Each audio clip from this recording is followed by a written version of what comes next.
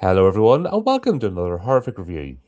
Luna and myself are back as we discuss The Monster Squad, directed by Fred Decker, a group of 12-year-olds from a Universal Monster fan club called the Monster Squad, and attempt to save their hometown from Count Dracula and his fellow monsters when they show up for real. Good morning. Hello, Colin. How Welcome are you back. today? I am not too bad. Just getting that zombie stage, but it's all fun. Zombie. Yeah, I'm going to be the zombie for this, even though there's no zombie From in the that Universal scene? Monster. Yes, exactly. God, We I haven't gotta seen. pull you out of the swamp. Yeah. I have not seen this movie in years. I forgot how much fun it was. Yeah, thank you so much for revisiting this. This has been very fun. A lot of really good slapstick, a lot of really good scenes and moments in this. I really enjoyed myself rewatching. This is the epitome of the 80s. This is the 80s. You know what I mean? This is Oh yeah. pure, like, this is what I grew up with. Yes. Even the music, I was like bopping, like, yeah, this is so good. I love the intro. They do this the scrolling intro, and I just love the fact, yeah, it's Van Helsing and his people get ready to take out Dracula, and they blew it. And it just Yeah. that is just classic 80s dialogue and tone, and just lets you know exactly what's happening. Yeah. Um, Also, this is what I miss about movies. See, now that everything's went like green screen and what do you call that? Oh my god, what's the name for the screen now? CGI? Not CGI. You know the panoramic screens they use now, like a projector. Oh, There's a yeah. name for it, something Vision or Like something. the Dolby Vision or something? Yeah, but no, it's they have it in the background now. The actors go behind it, so like if they want to do a forest is always projected now. Ooh, There's a term for it. It's there is a term for it. I suck with lighting, equipment, anything, yeah. any equipment. I'm like, Yeah, but this is what they're doing now. You know, it's basically behind a projector or a green screen. It's all put in afterwards. But this is the time of sets oh and yes, set building design. sets and Huge. immersion. Yeah, these huge sets and building it, and there's dust and all sorts. You know, it looks fantastic, and Yes. It's gritty, but in a good way. mhm, like it still looks good. That's what I can't get over. It's Yeah. So you can see uh, some films that were from that time and the set design kind of sucks and they're not that great. So you can definitely tell its age. But this movie, the set is so good, everything's so good, the actors were wonderful. So it doesn't it ages well. mhm. And I was surprised. No, man, I was surprised how well it still looks, and it just Yeah. shows that when it was made, there was people that enjoyed what they're doing and they're like invested. You know, Yeah, even definitely. even Drac like the bats were cheesy as hell, but I think that was the purpose. Yeah.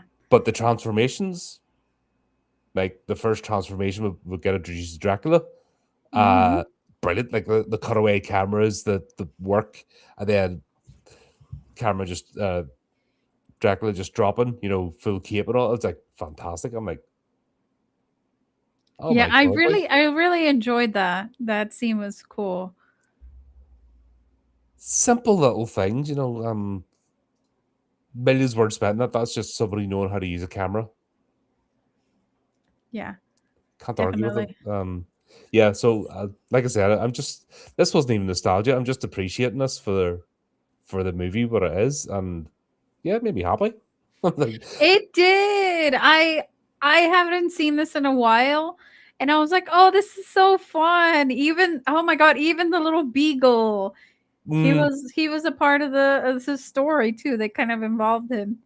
And um, I thought that was cute and every character including the dog, A yeah, tier.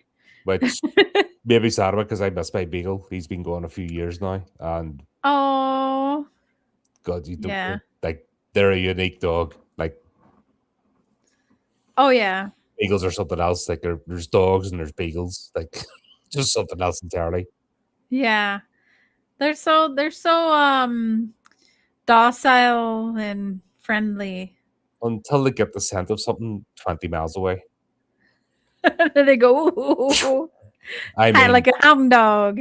but they're hunting dogs. That's the thing. Yeah. That's what people don't understand about beagles. They're hunting dogs, and Yeah, they're hunting dogs, yeah. it's like what's it, the basset hound, right? Yeah. People forget that they're hunting dogs until they get the scent of something, and then boom, like they're gone. They're like, oh crap. Yeah. And they're fast. Oh my god, it's surprising how fast they are when they're like going. And I had a Yeah. proper beagle harrier. It's the big. It's basically it's like that beagle, but it's on stilts. The proper breed. And oh my god, it's so much fun. Yes. But yeah, dog and everything. But we'll start off obviously back in the day, 100 years previous, because this is set on a 100-year cycle. When this amulet, becomes active, evil can be banished or used. It's one of the things that can be used either or. This amulet wakes up and the portal could be opened, or all evil loosed in the world. So that's what they're trying to do. They're attacking Dracula's castle to basically send him to the netherworld or what. Yes. Exactly. Yeah, and of course everyone's come in, they've got their stakes. Flip's sake, you see one of the Dracula's brides and the poor possum, like, oh my god, like even just I know it's a puppet, but still, it's It was pretty gruesome. mm-hmm. And this is a Poor kids' movie. possum. Yeah. Yeah. This is a kids movie and they showed a lot of interesting things. Oh yes, as we get on in the movie, like there's necks getting broken and everything. Like there's no messing about. Yes. I can't believe it. Yeah, that's what I grew up with. All the sort of stuff that I grew up with, and yeah, I'm fine now. Didn't damage me. Exactly. Yeah, didn't emotionally destroy me. What what I one of the first feelings that I had when watching this was, "Oh my god, this movie would so be canceled in today's time." Oh, without a doubt. Absolutely. Within the first 3 minutes, canceled. Yeah. There's like bullying and dropping curse words and like everything under the Yep. sun. And all the terms that would just all the cancelable channel removal Oh terms. yeah. All the terms we will not repeat on this No, channel. So to keep Colin's but 9 or 10 times, like just both. boof boof boof boof. Watch the movie and you know what we're talking about. I'm Yeah, like love it. counting them. Oh my god. But that was, what I mean? That was it. Yeah. Before everyone was so sensitive, that I don't know. I just think it was a better time because people were happier. Yeah. Nobody's happy now. No. Everybody's miserable. And the more people have, the more they want, and it's that chasing the dragon, you know what I Mhm. mean? You're never gonna catch it. The more people are mollycoddled, then the less inoculated they are towards life and actual hardship. So Yeah. that's everyone's now depressed and unhappy and miserable and lashing out, and there's more violence now than ever, actual violence. Yeah. And yeah, people can't talk to each other. What was I mentioning? Yeah, there's people like I was talking about the backrooms obsession thing, Yeah. and the fact that people can't even just say, yeah, if you like this movie or not. Everyone has to form like a gang, go, we like this movie, and you have to hate the other one, and you have to go after people. I'm like, that's a movie. When did that Yeah. become so like movies used to bring joy? That this was everyone just went and had fun, and we talked about the movie, and everyone was upbeat. And now even a movie that people have enjoyed, whether you like them or not, brings venom out from folks. That's true. Of a couple of indie movies doing well, and even then people have to make it into an either or, and we're this gang and we're going to go after you. And you're like, that just shows how miserable people are. Yeah. It is very true. And remember back in the days, You didn't need a cell phone. You didn't need anything. You just knew as soon as the street lights came on, it's time to be home. And also, Mm-hmm. too, people drank from the hose water, and Yeah. people are still Oh, alive the and well. stream. Yeah, I mean, not even the hose. That It's was like, we got the like park and stuff. It was like there was public, taps. yeah. But, you know, But very interesting. If you had a younger brother or younger sibling, you let him drink out of the hose first because that's going to be the hottest water. it's all about earning your place, isn't it? You. Yeah. Yep. Hey, you want to drink? Yeah, we'll drink out of the water hose. Making Kool-Aid. But at least it's Good better in the times. 1800s because apparently, if you're a virgin back in Van Helsing's day, you're not allowed to wear shoes if you're a virgin. Yeah, I did notice that. I was like, who directed this? Quentin Tarantino? Yeah, it's like, come on, give a girl a pair. Everyone else has got shoes. Why isn't she? She's important. You think you got her a pair of shoes? Come on. Yeah, at least some sort of moccasin, like some sort of like sandals or Yeah, something. peasant moccasins or something. Yeah, Yeah, peasant sandals, moccasins, something, anything. yeah. That's like okay, that's your thing. But anyway, I love the fact that these two we jump then into the future, and we've got our main heroes, uh, Sean and oh god, who's Sean's friend? It's not Rudy, and it's not Horace. Horace is fat guy. I forgot the other character's name. But anyway, they're in the principal's office. They're getting told off Oh yeah, yeah, for drawing pictures in class. yeah. Yep. And yeah, their defense is our teacher's boring and has a funny shaped head. I I'm just was like, like, what the fuck? I'm sorry, sir, but our teacher's boring and got a funny shaped head. That's why we're drawing pictures in class. You could tell that that principal had to get up and let out a chuckle. Well, like turn he. You can tell with his face. He like gave the back to him, but he started kind of chuckling. That's what I mean. What's your answer to that? Exactly. At Um, least these kids are honest. but that's yeah, there's no best about there. It's like that was Yeah. just it. And then they bump into her later on and they're like, oh my god, her hair's not that bad, you wee shits. Yeah. God, the best that could when I'm at work, working the shop, there's these dipshit kids come in and try and cause trouble. And the only insult they can call me is baldy. Yeah. And I'm like, really? I never Yeah. knew I was bald till you told me. Like when I shave my head in the mornings, like I'd never noticed. Thank you. And I'm like, that's the best. Like this is the tame movie. I mean, it's not even proper insults, and Yeah. already there's more creativity. It's like you brain dead morons come up with something. If you're going to insult me, fucking think of something. Come on. Yeah. We'd have had all sorts of insults like lined up. Made rapid fire. And it's just like even the kid, even they can't even insult people now. They're not shit. It's just like, come on. Definitely. The funniest thing is when we see the teacher lady and she has the hair. In my head, I kind of was a little offended because I'm like, hey, those are victory rolls. And I did my hair like that once. I'm like, do I have an oddly shaped head? Yeah, it's just that's what kids did. You pick up one thing about somebody and you over exaggerate it, and that's it. Yeah. Um, they ever meet Horace and his weight loss club. Oh, yeah. Uh, EJ and Derek, the bullies, and God, I need those two today to Yeah. keep me away from the pasty shop in the mornings because that's my thing. Two sausage rolls, a cup of coffee before going to work, and I need these two to stop me in the street and pick on me and bully me, and I might Yeah. actually point me towards a salad. And maybe yeah, I definitely need one of those to Yeah, tell me like no more Taco Bell. it's like no, and then don't do it. Yeah. My equivalent to you would be Taco Bell. Hmm. Just get those grilled cheese, black bean burritos.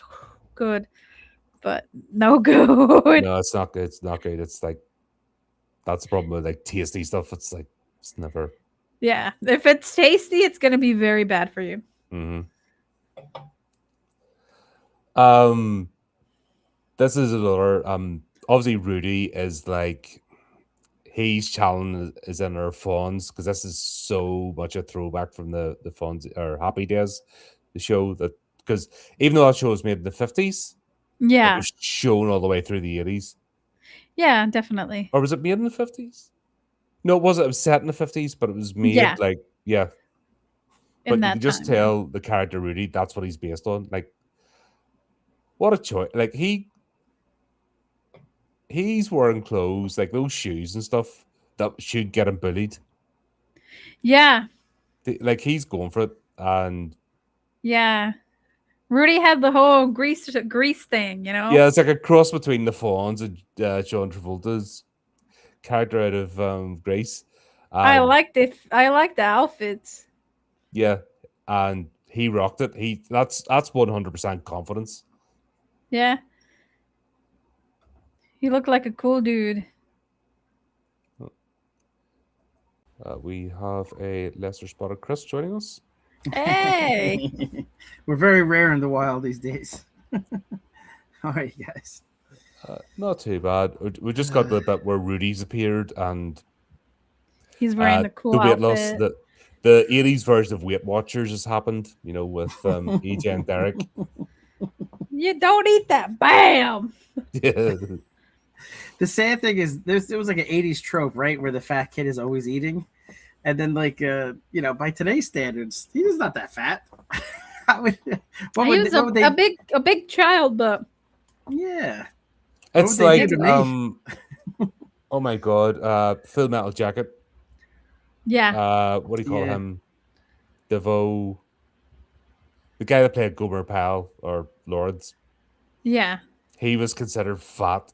And it's like, nah, mate, nah. Yeah. Oh God, he's That- average now. Yeah, even like comics like Chris Farley, there was always the fat jokes constantly, but he was very athletic, and I feel like there was a lot of people like that in the 80s. I'm trying to think of some more examples, but yeah, it just seemed it's such a weird thing. They always focused on that. But that was, what I mean, people got picked on. Anything, I don't know, bullying serves a purpose to, you learn that the world's shit and you learn to stand up for yourself or you don't. It's one of them things. Bullies have always existed. Yeah.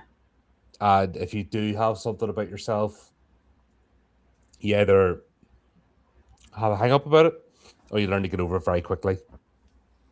Because that's the best way to deal with bullies, as well as punch the biggest one.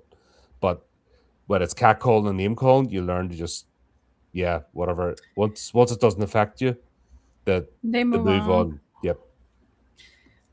I wonder though, like they didn't really explain in the movie why Rudy was protecting him, and I actually kind of liked Just it. friends. They were just friends. Yeah. But I wonder if there was some, missing story beats or something like that. See, that's today's thinking. Everything has to be overanalyzed and has to Yeah, be yeah. thought out, but it was just, Rudy was his They're friend. probably just already know each other and friends Yeah. with each other, buddies. And Yeah. just not taking any of his shit. So But they made it seem like Rudy would only be friends with like the cool people that like, put the cigarette in the ear like him and stuff like that. Like I kind of liked that he was friends with, the Monster Squad. I just didn't understand. I didn't know if there should be like some explanation why, but I liked it. I did. It was a cool story beat. yeah, but that was, I don't know. I just saw it was a thing. It was just it I worked. I would have loved a Rudy like character to been my friend in like middle school. That would have been Oh, cool. for sure. I would have liked a friend like that. Yeah, that was Maybe part of the the fantasy. Would be great, but then again, yeah, maybe he liked being the cool guy among the group. Like if he's with a bunch of kids that are just like him, then he's no longer special. So maybe he liked being the cool one that rides the bike and has a cigarette and everything. Smokes. Yeah. Well, it was the 80s. Everybody's smoking. Yeah. Exactly. But also you had just weird friendships with that, and just people that you thought, yeah, that doesn't make sense, but hey ho. I just went with it. Yeah. You know what I mean? Like I said, it's just this movie made me happy. Like I said, it has all the tropes, but it's done well and you've got these likable characters. It doesn't spend too long. It just right, here's the cast, boom, boom, boom. You get to meet everybody. Let's go. Who is your guys' favorite of the kids? I like Sean. He seemed to be the level-headed one, the leader, and the fact that he was the leader, not Rudy, and Rudy didn't try to overbear. Rudy had ulterior motives, though. Oh yeah, without a doubt. Which we'll get into because that's not cool. You know what I mean? That was the only thing you're like, no. Yeah. Yeah. I think I liked Horace. I think Horace had the best lines in the entire movie. Not to get too far ahead, but at the end where he's like, "I am Horace," he cocks the shotgun. Oh, I was like, "Whoa!" Yeah. Damn, Horace. Damn. Yeah, I really liked his character as well. If I had to pick a favorite, I would say Horace. He had really good lines. Yeah, it's a every dog has their day moment, isn't it? Yeah. Oh, hold on. We haven't all said the same character, so we have to get into two online camps now and cancel each other and slate each other. That's the way it works today. Oh, really? Yeah, we'll have to fall out. Then we'll have to do reaction videos in each other's chat. No response videos. Isn't that what it's called? Somebody talks shit. I'm gonna respond to Colin's video about how I didn't like that Monster Squad character. How rude. Yes. And then you can react to my reaction to Luna's video about me. Everybody can go after you, and other people can go after me. No, that's so toxic, and I hate that. It's sad. It's pathetic. It's just like, what are you doing? Do the kids still say clapback? Is that still a thing? Clapback? No, that's ancient. No, languages. Right. Always missing the cool things.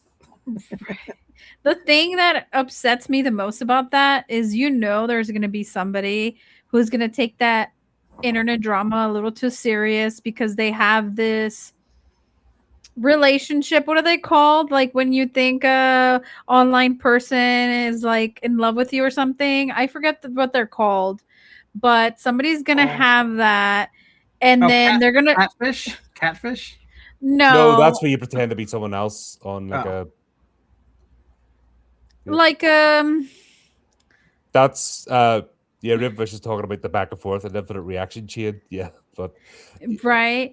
They have this like, it's like when you think a stripper likes you, sort of thing. Yeah, they have that relationship that isn't there. I forgot. There's a word for it. Ravenwisher probably knows the word, but it's not slipping my mind. But the dangerous thing about that is somebody will talk smack, and then that person's little groupie fanboys or whatever are gonna find that person's address, and then they're gonna SWAT them, and then they might actually die because then the SWAT team comes and shoots somebody, and like it gets really, really dangerous. No, that's doxing. Yeah, doxing is when you find out somebody's address. I know where Luna's going for this. Oh my god, it's when you think the online person that you're watching likes you back. You develop this parasocial relationship. Yes. Woohoo! It came to my brain's working. So these people develop parasocial weird relationships with these online creators. Yay! My brain kicked on. So then they think like this person loves me, and They don't even fucking know your name. They don't even know you exist. You're just one in the million views. Wait, There. are you saying Mr. Beast doesn't actually like me? I'm sorry, Chris. He doesn't know you exist. Don't tell Raven with you, you know. A very personal show with Lula. Hey, Raven! No! Oh, shit. Does that mean you're going to DDoS my house? Just kidding. Not DDoS, but, docs. He's hilarious. If you haven't noticed. Yeah, but you have to laugh. That's what I mean. That's what this movie reminds me of. Just the time where we all just used to laugh. Nobody Yeah. laughs anymore. People sneer now. They don't laugh. Yeah. And it's sad. It really is. It's just Yeah. like what he's doing. Just calm down. I did. I smiled the whole movie. It reminded me of it had the vibe of like a Goonies, but where the kids were more like active as far as like the Goonies. They were always like running away from stuff. You know, the Fratelli twins and stuff like that. Like these guys actually like got to fight. And as a kid watching this, I remember like it was very empowering. Like they literally stabbed Dracula with the stake. Yeah. Like you didn't see that as a kid. You know, a little bit with the Frog Brothers maybe and the Lost Boys, but it was usually the adults that would do the fighting. You know, so as a kid seeing them fight back, this was a great movie. I remember this as a kid, loving this. Yeah. Yeah.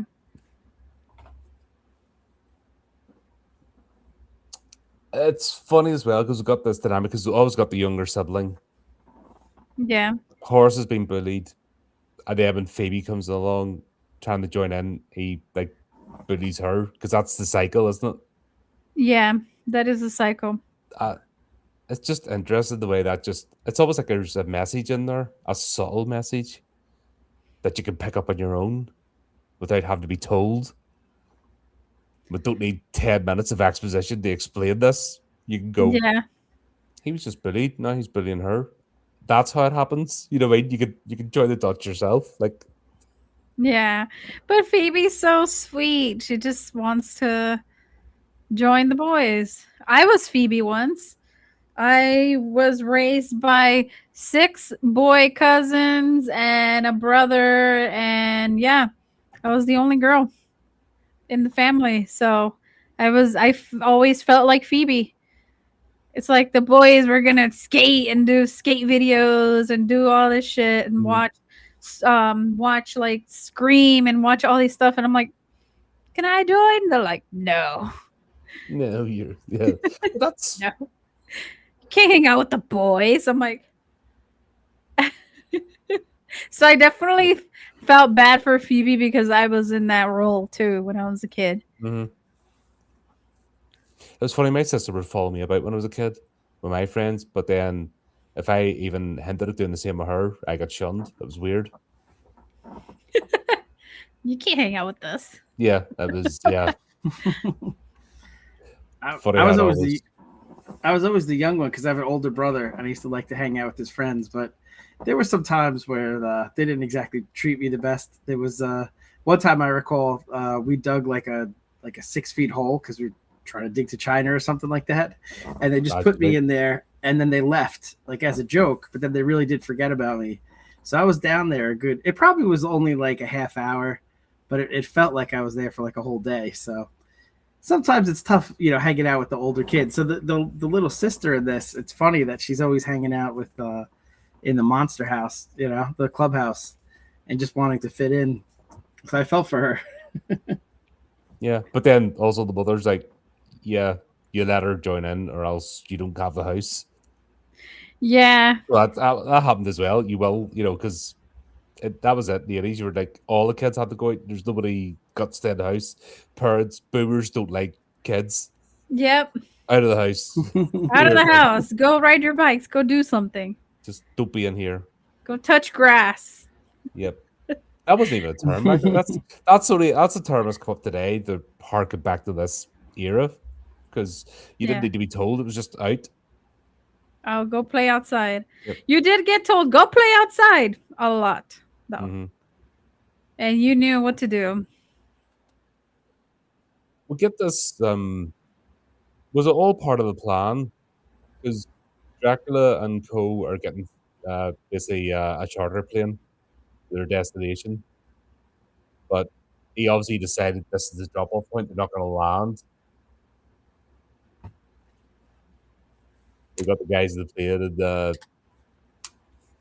obviously Dracula gets out of his coffin, his crate. He decides that's it, right? We're getting out here, and then everybody gets out, like just gets dropped out of the plane. He doesn't care whether people know or not. Yeah. He just whoops. I was surprised that guy lived. I thought for sure he was getting taken out first. It was funny in this for a kid's monster movie. There weren't a lot of deaths, but there were some, and it was like every time you think like, oh, okay, they're gonna let that guy live, or the police or get attacked by the werewolf, they're gonna be fine. Then there's like the guy that gets blown up by the car. Yeah. And the werewolf takes out the EMT. Like they were more. It was very like inconsistent. There's no messing about. That's what I mean. It was like, Yeah. I like that. They didn't need to sugarcoat it for the younger audience. They just went with it. yeah. I don't think I would have enjoyed this as much if they tried to actually sugarcoat stuff and cut away scenes so you didn't see it because it's meant for children. I wouldn't probably not enjoyed it as much. I think as well, this was made at a time where they knew we were all watching horror movies. Yeah. Like the adult horror movies they knew, so they just went, you know what? What's the point? Fuck it, let's include it. They Yeah. already know what they are. Doesn't have to be graphic, but yeah. Yeah. This could not be remade. No. They could. God, please don't remake this, please. Not this one. Leave this one the fuck alone. No, with today's the way movies are made today, it would be horrible. It would be, I guess, it'd be Stranger Things, but not even like the good first season Stranger Things. No, it would be like season 5 Stranger Things. Stranger Things is exactly a facsimile of this time. This is a movie of this time. It's in the zone. It gets it. Stranger Things is a bunch of people who wanted to live in this time but didn't, missed it. They missed it, and now they're trying to recreate what they think it was like. Yeah, and Doesn't work. they can't make their own stuff. Yeah. Like they just don't look back. I said this in the last stream there. Don't look back. Don't use nostalgia. Move forward. Move forward. Make your own yeah. trend. Make a new thing. Don't try and replicate what was gone before because you're not of that time. You're not of that era. You're not of that mindset. So don't try. Just move forward. You can take inspiration, but yeah, stop looking back. Yeah. Well said. Yeah. Yeah. But yeah, we'll get Dracula and all the Universal monsters just dropped in the crates in the middle of a convenient swamp. Like that was great. That's like precision. Like those guys should join the military. Like that's precision bombing. Yeah, that was. Whether Dracula meant it or not, that was like right, boom, boom, boom, like not even spread all the same area. Yeah. And That's true. can we talk about that the house that they built, that tree house? Oh my god, that was so cool. I would have loved that. That is a feat of engineering. That is the fantasy dream house. Like everybody, if you watch 80s movies, every kid had it like a manufactured tree house. Yeah. I remember we tried to build a tree house and it was like a twiggiest tree you can imagine and a couple of planks of wood. And I mean, you're trying to like set the things. It just didn't work. You know, you're a kid, you're stupid. And you try to replicate what you see on TV. It won't work. Just, all we managed to do is put a couple of planks up in branches. We looked at it and went, that's not how it goes. That was always my dream of having a clubhouse like that. That thing is pretty sweet. They even had windows and everything. I was like, Trap door, shit. just enough space. Everyone was comfortable. You could fit about 10 people in it. And a dog too. How the fuck did they get the dog up there? That's what I was thinking. Did one just climb and up the ladder? Like, Rudy even asked that, didn't he, in the movie? Yeah, yeah. How's the How's dog the even get up dog here? yeah, that's. I was like, yeah, I was like, what the fuck? Who got the dog up there?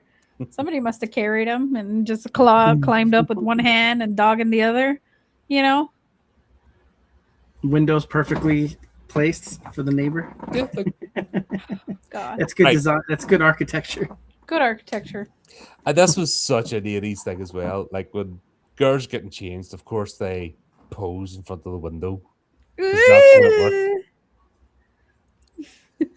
They'll pull their blinds, you know what I mean? They stand in front of the window. Ooh, please don't look at me. And all the lights are on, perfect lighting. It's like, hello, boys. Yeah. It's fucking hilarious. I just love the way it escalates. So Rudy starts off staring, then he has the binoculars, then he has the full Nikon camera with a tripod. With the at their tripod. throat. And you're like, Oh my god. creep. He's a proper peeper. Yep. I'm a believer in if a lady wants to show I'm looking, you know what I mean? If you're displaying I'm looking, but I don't believe in like creeping. Like No that's voyeurism. no, not into that.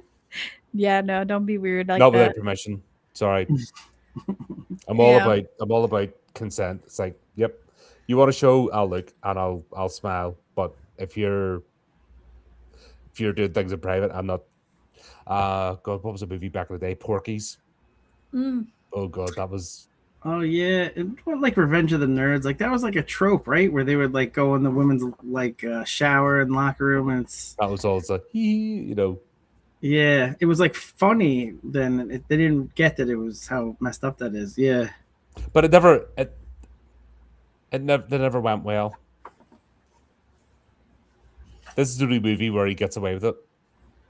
Because there's even a bit of blackmail. You know what I mean? This is dark. I mean, there's a darkness in this movie. It's Yeah, it's dark. There's a dark undertone in this movie that nobody acknowledges. Yeah. Anytime there's peeping toms and stuff, it never ends well. Always ends in disaster, which is the lesson. If that makes sense, Mm. don't do it. This is kind of like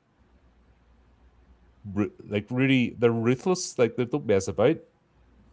The protagonist of this is just as ruthless as the villains in their pursuits.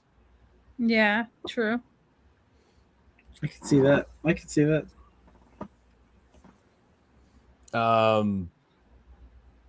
Yeah, we meet Dale, who's the father, and he's a cop, but of course, overworked and dedicated and stuff, and puts strain on the family.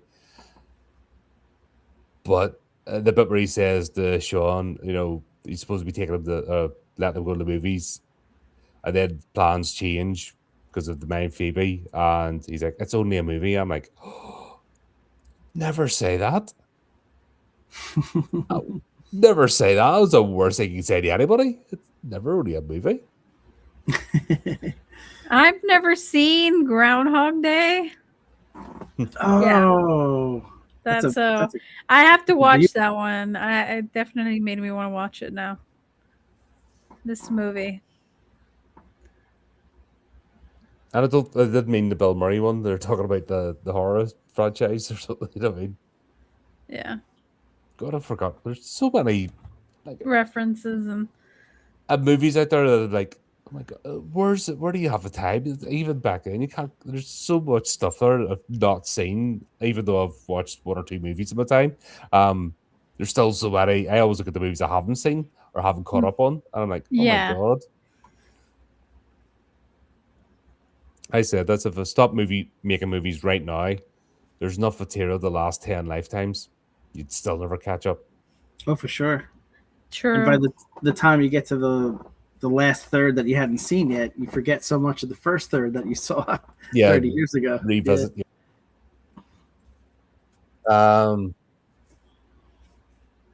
We meet the Wolfman, who turns up at the police station. Oh Me no. up! I'm a werewolf. Lock me up. I felt bad for that guy. He really was a good guy. You know, he tried to do everything he could to not, But- hurt people. That's the Wolfman's curse. that's where it's got twisted over the years. Like the original Wolfman, it was a curse, and it was good. You know, even the man who's pure of heart and speaks in prayer by night may become the wolf, for the wolf is blown and the winter's moon is bright. There you go. Ooh. Very cool. Yeah, that was the whole point. It was a curse. It didn't have to be an evil person. It was a good person, just unfortunate, got bit by the werewolf, got the curse, Yeah. and they don't want to do it. They don't want to become the ravaging monster, They're like, lock me up before it happens. And then he looks at the full moon. Yeah. and they just get Poor shot guy. because that's the way things went. He just gets shot in the police station. Like no attempt. Like if you look at some of the, you know, where the body cam footage and everyone's like tackling people and stuff, and these incidents just Tasing him. go on and go on and go on, and you're like, Yeah. he's nah, blah blah blah blah blah.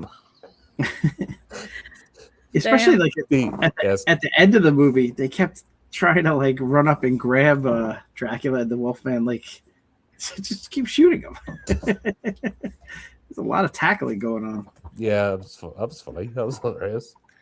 Yeah, that's true. The guy that plays Dracula, this is amazing. Like honestly, Oh yeah.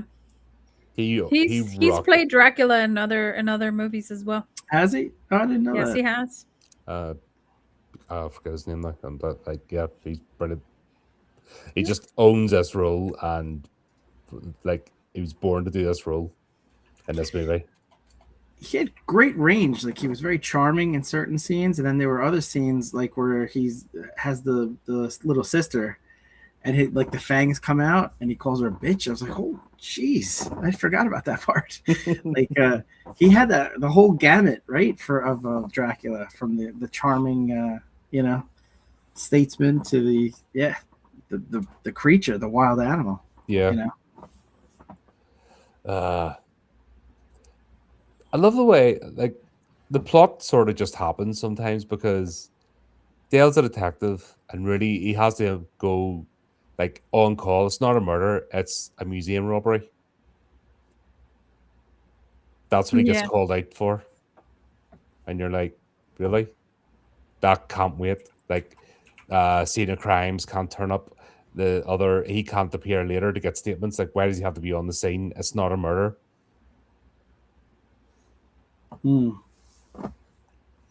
But obviously the plot has to happen, and also it's to show stress to the family. But I'm like, if the mummy had killed a few people on the way out, no, there's like guards strewn about the place. Yes, I would have got him, like it'd been an emergency. But just the mummy getting up and walking out seemed a bit over dramatic. Yeah. To call out a detective. That whole scene was fun. I really enjoyed the assistant cop. What was his name? He was in a lot of 80s movies. He was in Sapper. Oh my gosh.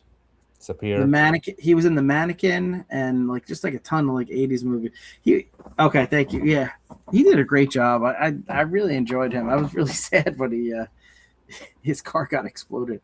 Yeah. But yeah, that interrogation at the museum, when they're first trying to figure out, and he's like, so you're saying no one came in, you didn't hear anything, and they're like grilling the security guard. Mm-hmm. I thought that was a great scene. Yeah, I just love the fact that I had to bring in 2 detectives. Like that kind of waited. Yeah, that's true. That is true. And then I love the way he makes it up to Sean. Like the way they go to watch a movie is to like take part in some piracy, as in out the roof. And you think, I know, like you're not super rich, but he can't afford 2 pairs of binos. Like they have to have the one and share them. Like that's a bit cheap. You think they'll have that set up? Yeah, but yeah, that's the equivalent of like I don't know, visiting websites now or getting bootlegs. Just peep in on the drive-through. Yeah, I thought that was a really cool vantage point from where they had the drive-in, though. Yeah, absolutely. It was like perfectly set up. Like that should add value to the property. Yeah, for sure. All they needed was to get the cable running, with the speaker, like DTA cable running through the. What's this? Through the fence. Oh, it's funny actually. Some of those drive-in theaters will have, tune into this radio station Mm. on your Oh, radio, yeah, for the car radio to do it. so you could hear the movie. So But didn't most have the like detachable speaker, wasn't it? That you yeah, at detached you put inside and you wind your window up. God, I always wanted Right, to that's go to a right. drive-in. That sounds so fucking funny and fun. The only time really was that, well, I guess when I was a kid, but I don't even remember it. But then during COVID in where I live, they brought it back because you couldn't be too close to other people. So they Yeah, brought out like the big screen and like you drive up in the car and stuff like that, and that was kind of cool um, to get to experience that. There is something about that communal, where you're in the comfort of your own car, but there's also a lot of people watching it at the same time. There's something cool about that. But yeah, that house had a great angle. Oh my gosh. Mhm. And it was a cool moment between the dad and the son too. There weren't a lot of bonding moments between the two of them, but you could definitely tell from that scene and one or two others how much the dad, really loved his kids. It was cool. But that's efficiency of storytelling. Mm, That was a quick scene. We didn't get like 20 lines of dialogue to explain their love and commitments to each other. It was just, all right, I had to look out, but we'll make up for it and then just do it there and then. And I mean, that was it. Done. You got it. You know what I mean? It just told you everything you needed to know. Move on. Get on. Get on with the story. yeah, I did like that. It's yeah. little bits like that. They don't cost the money. That's the point I always try to make about these things. Everyone today is so caught up in budget. And the reason the movie's good or bad because of the money spent on it. I'm like, things like that don't cost budget. That's just writing. That's just good writing. And people committed to the role. That's all. I mean, what did that scene cost in the scheme of things? And Yeah. it did more than they'd spent 20 minutes doing now. Even little Yeah. cutaway scenes with the family, and you see the stress, the tension, and that's all done like rapid fire, and you get it. There's tension because Dale's always being called to work. That's putting the strain on the family because he's never present. He's always on the job. We got that. Yeah. It is a tough job from that standpoint, right? Because it's you're not exactly regular hours. Like, museum, if mummy at the museum, got broken in, you need to come out in the middle of the night. Yeah, but that's what I Um, mean. But you got yeah. all the fact there's the tension, but at the same time, it's still a loving family. It's just under a bit of stress. Mm. Like they can't convey that today. This is something they Well, can't convey efficiently. yeah, I think we've talked about how directors will say that they're concerned that today's audiences are on their phone, they're distracted. So as a director, as a writer, they're constantly repeating story beats or adding exposition. This way, if you missed it here, they'll they'll tell it to you two or three more times so that audiences that are distracted will have multiple chances of picking up on things. But when you watch a movie from the 80s and stuff like that, like you said, that have efficiency of storytelling, it's just more pleasing because you're rewarded for paying attention as opposed to Spoon it fed. feels spoon fed. Perfectly said. Exactly. Yeah.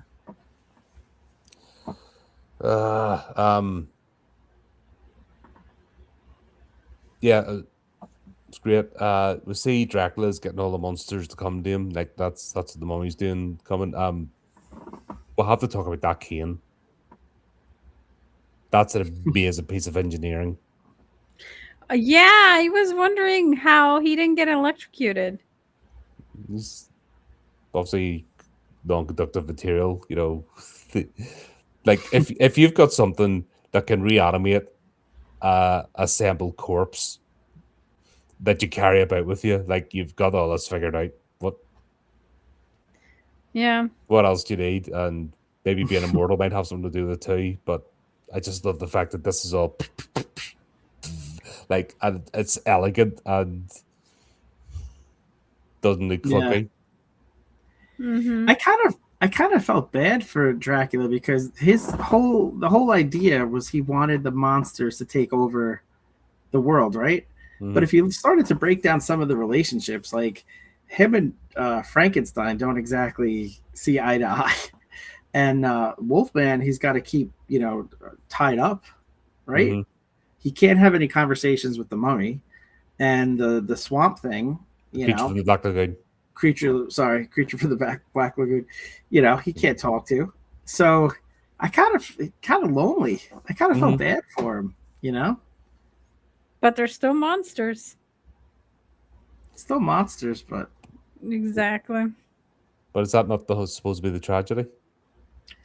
yeah, You know what I mean? It's the whole like, don't be a monster. It's a lonely life. You know, it's be monstrous. You cut yourself off from people. right. You know what I mean? There's a whole. You're not meant to be sympathetic. Yeah, the villain can be cool, but it doesn't mean you have to sympathize with them. Once again, people can't draw that line today. Right. It's strange. We never I had a agree. problem. We never had a problem with that. Yeah, the villains. Yeah, it's cool, but they're still the villains. They have to be defeated. Like there was Mm-hmm. never a question of this. Mhm. Now it's like, no, Yeah. was he really about no? And just shut up. That's why you move your shit now. That's why people are shit now because they just can't.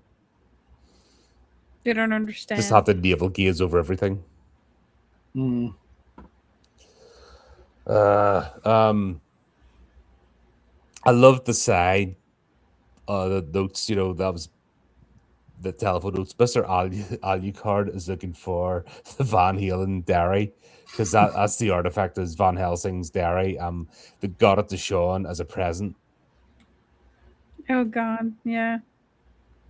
I was laughing at that because I kept picturing what that conversation was like. Because if it was something like sinister, then the mom wouldn't have like written the note down. Mhm. So it must have been like a very pleasant conversation, which is hysterical that Dracula has to try to, I you love the know, way he just exists in the modern world and just goes with it, but yeah, doesn't Yeah. change his style. yeah, He still rocks like the gothic, cape and cowl, 1800. Yeah. but he can drive. He knows the telephone. He can book flights. He doesn't mess about. yeah. He He's must have been handy with a couple of sticks of dynamite. Like he wields them things like swords. he must have been polite on the phone, right? He would have Hmm. been like, "Oh yes, excuse me, can I leave a message? Let them know that I'll be willing to pay quite a bit of money. Thank you." Hmm. There's also another thing here about this is pre collectors. Like there's only antiques, but collectibles wasn't a thing. It was sort of birthed in the 80s. So like our if you think of us growing up with our toys and stuff, like we didn't know they were going to be worth stupid amounts of money. Like Mm, within 10 years, like and even in the 90s, like toys from the 80s were like collectibles, and nobody understood that. So they were Hmm. played with, they were wrecked. You didn't buy a toy in a box to keep in the cupboard. right. Yeah. But now the tragedy is you just see somebody with a pile of Funko Pops behind them still in the box because they're displaying them to see if they're worth, because if you open them out of the box, they become worthless. You're just like, they're hoping that that's going to sit there for 30 years. And it's been so over manufactured now that it's never going to pick up the value that they think. Yeah. Yeah. Once again, it's that feeling of, I think, of missing out and trying to recreate it. Mm. But yeah, Did you that note. did you guys collect anything as kids, thinking that it would be worth something? No. Like, Mm-mm. if I think about Transformers toys and Masters Universe toys, like, oh my god, they end up in like going to skip and stuff or being given away. Mm. Lego, oh my god, the amount of Lego I had. that you'd pay. I could probably finance a small country if I still had it today. The price Lego goes up. Yeah. Mm. All the Lego sets, I got freaking buckets of it. Like, my God, that was Yeah. that's probably higher value than silver or gold. Yeah, could True. be. Like, appreciating value. Like, I didn't know. The most expensive thing that I still own is a toy from the 80s, from the late 70s, early 80s. It's the Millennium Falcon. It's a Millennium Falcon that has the turrets. It opens up and then it's got the little guys inside of the Millennium Falcon. It's obviously been played with and I'm missing the little guys in it, but it's still very expensive because it's an original toy from the 80s. So that's my most expensive price Sure. possession at the moment is my Millennium Falcon original toy from the 80s. Yep. Cool. Very cool. No, not a It's lot anymore. it's funny. Like I grew up hearing stories, from my dad and uncles and stuff like that, like baseball cards and comic books. So, me and my brother tried to collect a lot of that stuff. So it's ironic that like stuff from the '80s and '90s, from baseball cards and comic books, are not really worth as much because they're so devalued. There's like 10 different baseball card companies. Mm-hmm. There's a whole, comic books. There's just so many of it in print, like you referenced, Colin. So it's funny, like the things I never would have expected, like sneakers. Like at least I don't know if this is just a United States thing or a New York thing, but there's like Michael Jordan sneakers from the '80s. Who knew? So I always tell my son Yeah. it's got to be something weird in 30 years that, like, if he tries to collect sneakers, they won't be worth anything in 30 years. It's going to be something like completely off the wall that you Yeah, and never the would things that expect. people are collecting isn't going Yeah, to be it. right, right. Something I Yeah, wish I kept were my mad balls. I remember those. Those I are wish I great. kept those. Once again, or boglins. Oh my God, they'd be worth a fortune today. Yeah. Look them up on eBay. Like, they were stupid. Like, oh, the spinners. You remember the spinners? The yo-yos? Mm, Yeah. Yeah, oh my God, imagine having those still. yeah, Like, imagine having a golden spinner, a Coke spinner from the 80s. You'd financing your own property now. You know what I mean? yeah, It's But true. that's just the way of it. You know what I mean? That's we just got the stuff. We play with it. We used it. That was the whole point. right. You didn't just sit in the box. No, Yeah. but that's what I mean. That's what people do now. Like, they can't even have toys to like make displays or anything out of. Mhm. It has to be In the box. in the box just in case. And there's a sadness there. Do you know what I mean? Yeah. There's a lack of joy. It's more about status than actually just enjoying the thing. Yeah. That's what I see. I see something lost and like a yearning, but you never get. You know what I mean? It's just interesting. I just find it interesting the way people are looking at this era. Like, that's what this movie's evoking, these sort of memories and that. And I just think I lived this, and it wasn't didn't hate at the time. It was what it was. I was never frustrated by lack of technology because you just dealt with it. You dealt with the phone was tied to the wall, and that was it. The phone calls were like a thing. Um, if you're too worried about out of range, you weren't near the phone, so you didn't get it. You managed Right. to meet up with your friends. You managed to make it work. You knew when to meet, where to be. You just got on with it. Mm-hmm. The world, you know what I mean, and you survived and you were happier. Because I genuinely do believe now that we're happier. Yeah. Because And you had a lot of trust back then too, because if you tell your little buddies, "Hey, we're all going to, I don't know, let's say Chuck E. Cheese was a common thing for us. We're all going to Chuck E. Cheese on Saturday at 3 p.m." You didn't need to text them to remind them. You didn't need to, call them on their cell phones. You would just at 3 p.m. you would just trust that they would show up, and they did. yeah, And there wasn't that texting or like that mistrust of like, well, I told them, and are they going to remember? Do I have to text them a reminder? I think that aspect of things was lost, has been lost. And now we keep our cell phones, and I mean, I'm responsible for that too because I'm constantly on my phone. But it's just a sign of time and the degradation of society, I think. Yeah, there's something missing, and Yeah. that's why we're saying the nostalgia. Because people are yearning for that this time. Because this is just the whole. This is like a snapshot. Yeah, yeah, it's a fantastical story, but it wasn't either. It was a Yeah. snapshot in time. Yeah, even when the Wolfman goes into the payphone before, he gets caught or whatever, it's like this generation, have they even seen a payphone? No, because Like a they're all phone ripped, right? booth? Yep, they're all ripped You up. know? So I don't think a child or a young person has seen a phone booth like that No. or a Yeah. payphone. and of course we have scary German guy Oh, who they just called his face scary German guy, and he's okay with it. Like there was no malice, if that makes sense. he's just like, well, they think I'm this. Yeah. Because Yeah.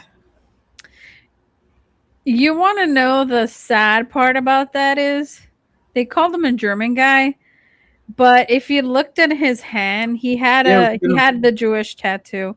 So he was very Jewish, probably a survivor from Auschwitz or one Who of the have other yeah, concentration yeah. camps. Just happened to live in Germany, right? Yeah. no, he Mhm. was, That's you know what I mean, yeah. obviously German at the time, but that's the Yeah. thing. That was done so quickly, but it was just Yeah. everybody got it. We all got it back then when Yeah. Right. the movie came out, and Yeah. that is one of the most, I think, iconic scenes of any movie. That Mhm. line of "Yes, I know monsters," like We knew it. Yeah. And we saw the tattoo and he's like, "Yes, I've seen monsters." We're like, "Ooh." And actually, I didn't catch it at first, but Raven Wisha was the one that told me. We watched the movie together, and he was telling me, "Yeah, that's the tattoos." And it's interesting what he told me is he told me that the Nazis would tattoo them because Jewish people aren't allowed to get tattoos, and if you get tattoos, you're not allowed to be buried in a Jewish cemetery, and you're not, because you've been marked, so you can't be buried, you can't have Jewish burial rights, you can't. They've obviously made an exemption for Holocaust survivors because they mm, weren't like, yeah, tattoo me, it was against it their was will. done So on them. Yep, yep. But Mhm. so they are allowed to which is like just the atrocities that they must have survived, and that was a line that was like really impactful. yep. Yeah. I think maybe for Yeah. Americans, just didn't get it. Definitely in the UK, we got it immediately because we Yeah. every every town, every village has a cenotaph. Hmm. If that makes sense. Um, Cenotaph is like a war memorial, right? Oh, okay. Every neighborhood has a cenotaph, and some are huge, some are small, but everyone has a cenotaph, and everybody can point the relatives who Yeah. got lost because that was the thing. It was such an impact on our society because like that was just it. Like we basically lost a generation of people. Yeah.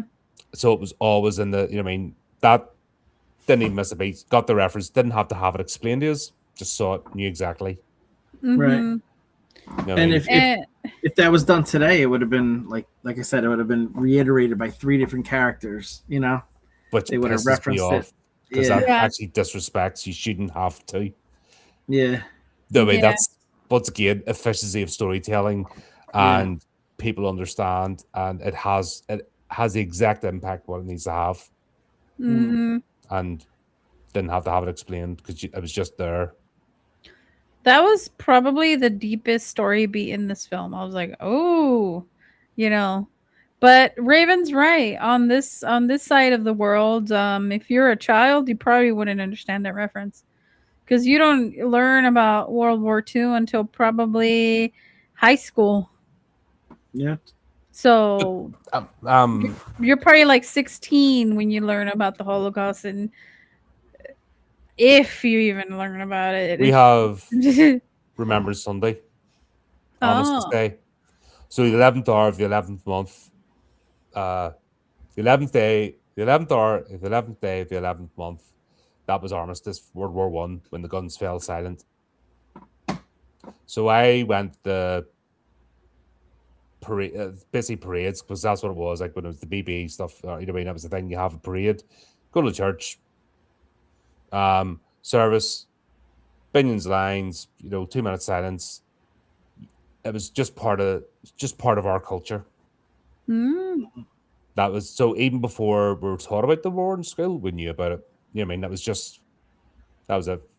For they shall not grow old as we that are left grow old. Age shall not weary them, nor the years condemn. At the going down of the sun and in the morning, we will remember them. We will remember them. Wow. Robert Binion's lines, that I knew them before. I learned to picked up a book of poetry. First poem you ever learned is maybe it was just that side of the world, but that was just ingrained in you. Yeah, I hadn't heard that Yeah. before.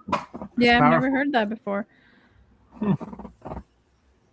You have to remember, yeah. Yeah, and that's pisses me off so much that people throw the term Nazi and fascist about like it's fucking Yeah. confetti. Yeah, 10 times a day you hear it now. Deeply inside. I don't agree with you. Like, fuck off. The Yeah. fuck do you know about anything, you silly little twat? Yeah, it diminishes what actually happened. meaning. Yeah. Yeah, it's like just you could just tell some privileged little tit who hasn't had an ounce of hardship in their life. Yeah. Oh, just don't start me. This will be That a gets 5 hours. that gets under your skin. It does. Yeah, I could tell. Yeah, I mean, you just got these shitheads now, and it's like, what the fuck do you know about anything? It's Nah. true. But we also get I love the way they did that scene, or like paid homage to the scene from Frankenstein. Yes, he befriends the little With girl. Phoebe. Oh, yes, I love that. But do you remember the That's actual so scene good. that ends in Yes, the scene is the girls playing by the lake, and Frankenstein comes and she holds his hand, and she's not, the little girl's not scared of him, and can be calm. Oh, okay. So, have you seen the original Frankenstein, the Universal Monsters? Yeah, it's been a hot minute, but Okay, it's so the same. this is It's one the of the same. talked about scenes because it was one of them involves a child death. So the little girl, it's exactly the same. Phoebe with this, Frankenstein appears, and then she's playing with them, like literally playing with them by the lake, and then she throws a daisy into the water, and then Frankenstein throws her into the water.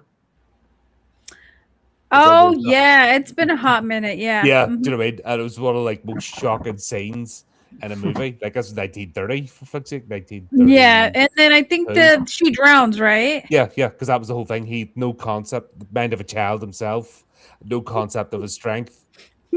Yeah. Oh yeah, how did I fucking forget about that? Oh my god, I gotta rewatch that now.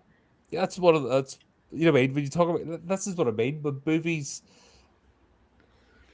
have an impact. They have a power, and if you get the right scene and that, once again, this over-explaining shit doesn't work. Not, no. One shocking scene and that sent ripples throughout.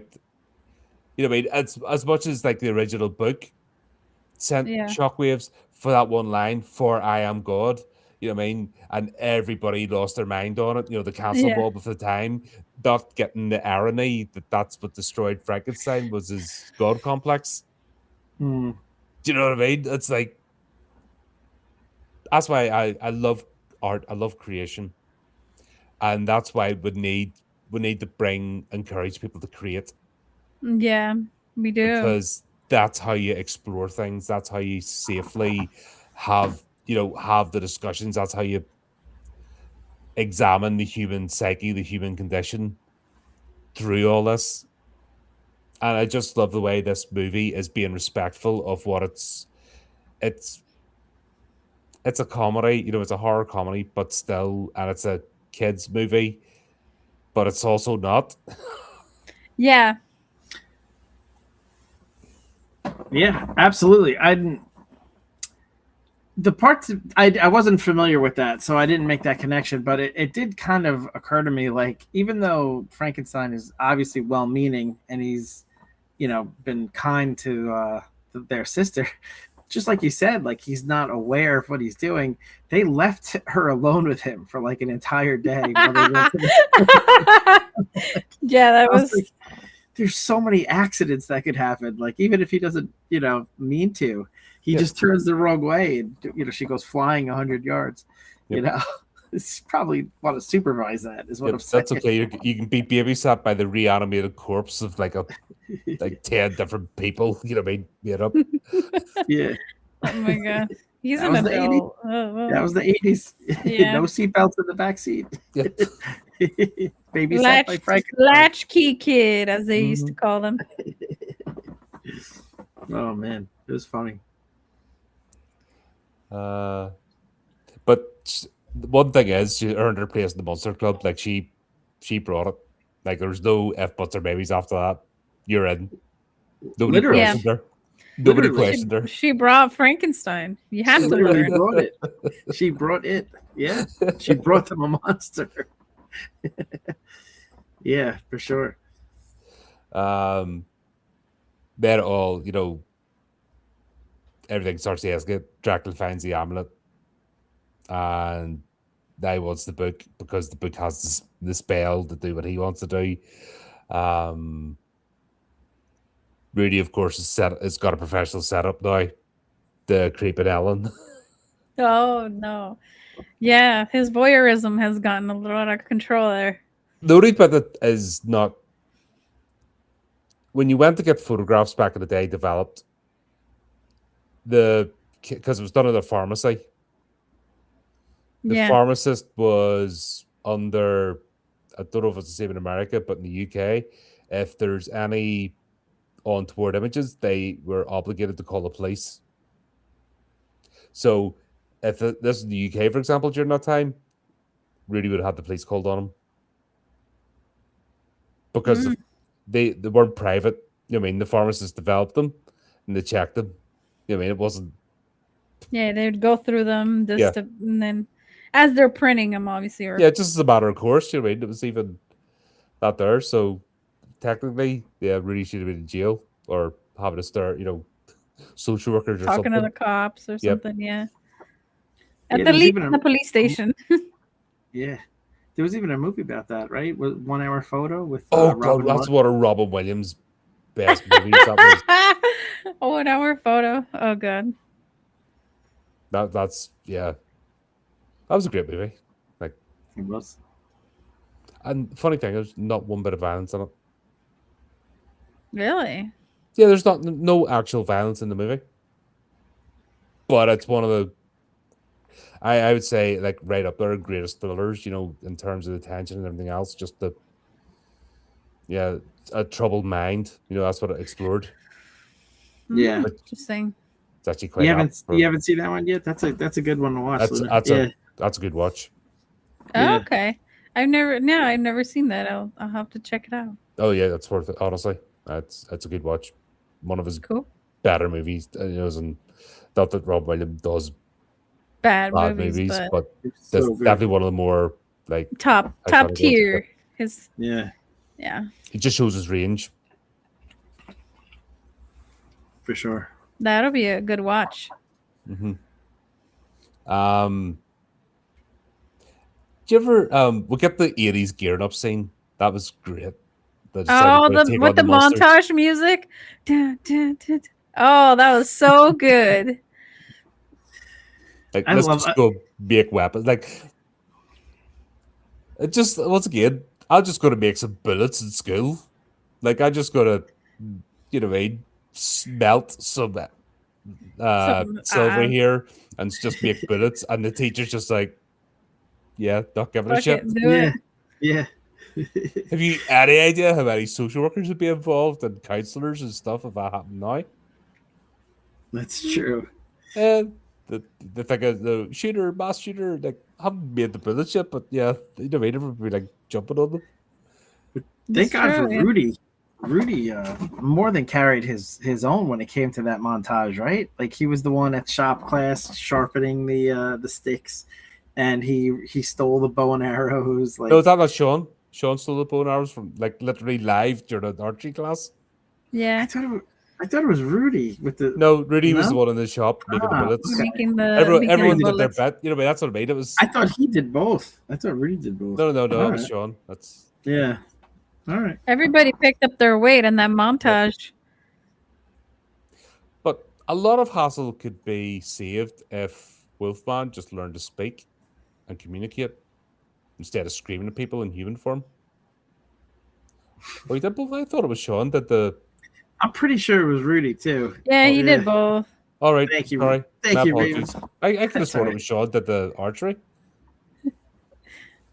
That's what I'm saying. I think Rudy was carrying it. He for was stealing, he was thieving and stealing. making bullets. How did he know how to make the bullets though? That's what I want to know. Yeah, there's no Oh, the internet, leather but- jacket. Raven Ah. said he remembers the leather jacket when he was Yep. stealing the Oh. bow and arrow. Cool.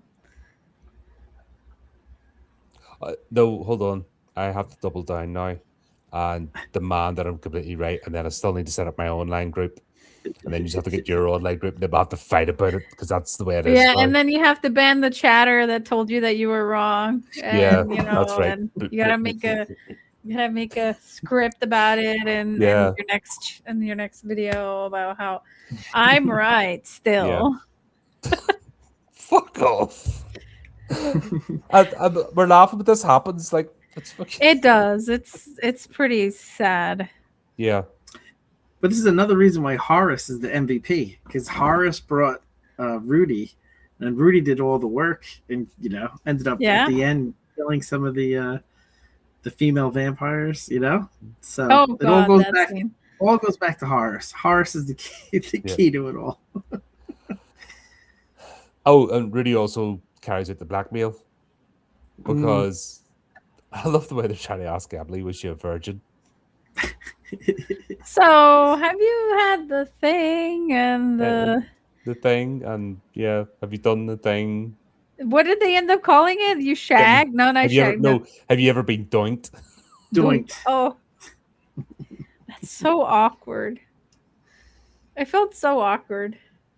That was such a funny reveal at the end. She's like, "Well, there was Steve, but he doesn't count." How much have been told you don't count? Damn. That's Poor Steve. right. The line you don't want to hear, like when you're doing a wee bit of rubby puppy, is it in yet? Like that's it. You just want to kill a man's ego. Steve. Is it in yet? And what did you call it? Rubby puppy. What the fuck is that? Have you never seen a fish called Wanda? No, Oh my god, you haven't lived. I haven't lived apparently. No. $3,000 for a bit of rugby puppy? Bumpy. What the Yeah, Jamie Lee Curtis plays a prostitute in that. That's like one of her clients because she's a high class hooker. I been a gotta long- steal that. I gotta steal that phrase and just drop it on people randomly. Have you heard of this? That's so random. They will have half the movie involves dynamite, and it's great. Just the Oh idea yeah. of Dracula going to the store and getting dynamite. Yeah. But yeah, he couldn't get close to the jewel because it was all those crosses, right? That was protecting it. So his whole idea was to try to bomb them, and then it turns out that the kids came and got it for him. So that worked out good. But I love the fact that he felt that he had to take out the clubhouse. Yeah. Like it's like fuck you and your treehouse. Like there's no tactical purpose served whatsoever to blow up the clubhouse, Yeah. and the fact that he chose that over the family's house, Right. yeah, that's like proper. Yeah, I gotta mess your lives up. Yeah. Just the fact that he knew it was there. That means he had been there a couple times, right? When he was looking for the book, and he's like, Mhm. "I'm gonna come back Yeah. and get that treehouse. This kid's messing with me." Damn. And of course, we find out that Wolfman has nards because Top Oh, 10, top yeah. 10 lines in the history of cinema. I quote that more than any other line, even when it doesn't make sense. To me, that is the quintessential 80s line. Wolfman's got nards. Yes. Oh, that was so good. yeah, That was probably my favorite line in this film. yeah. Mummy gets taken out very quickly. I love the whole like Scooby Doo say like the whole here because that's the way it worked. It was all one continuous piece of bandage. Oh god, yeah. Oh, that was so funny. Yeah. I just love the way the kids aren't running and screaming like you said. They're being proactive. They're just going Yeah. for it. Yeah. There's humans not faring as well against these creatures. Mhm. Not But humans, adults. Sorry. Yeah, not only were the kids like empowered to do stuff themselves, the movie didn't like pander to the adults. So if you watch a lot of movies now, what they'll do is they might have the kids be the heroes, sure, but they'll have the adults be complete idiots, and it just kind of takes away from what the kids do because it's like, well, they have to because the parents are just bumbling. What I liked about this is like the dad was a competent police officer. He Mhm. didn't really do anything wrong, you know. It's just that the kids just happen to do a lot of things right, but the parents weren't just complete imbeciles like a lot of movies. I like that. They didn't pander to kids. They told a story. But it's this thing today. You can't raise one without stamping the other down. It's that nonsense. Somebody Right. can't be elevated without someone else being denigrated, and it's like, nah, Right. don't subscribe to that at all. Yeah. Like if you have to put someone else down to make yourself bigger, then yeah, you're the problem. Right. It's just once again, it just harkens to that whole era and just the Yeah. attitude, and that's why I have the attitude I do because that's where I grew up. Yeah. Um, Oh. of course, they just let's go get scary German guy. Hi, scary German guy. Come and help us, scary German guy. Just we Since never he did- find out. He doesn't even have a name. Like he's not even named in the credits. No. Even the credits roll, he's scary German guy. That's fantastic. Yeah. Well, he did say he has experience with monsters, so Yep. their thinking was like, oh well, he has experience. Let's go get him then. Yep.